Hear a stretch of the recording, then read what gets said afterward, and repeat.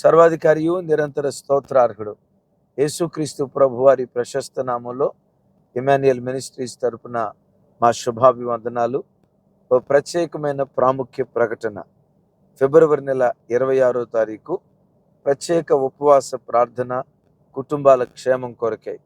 సాతాను కడవరి దినాల్లో కుటుంబ వ్యవస్థల మీద దాడి చేసి భార్యాభర్తల మధ్యలో సమాధానం లేకుండా, పిల్లల మధ్యలో సఖ్యత లేకుండా కుటుంబాలను పతనం చేస్తున్న ఈ కడవరి దినాల్లో మన కుటుంబాలు కట్టబడినట్లుగా ప్రార్థించుదాం.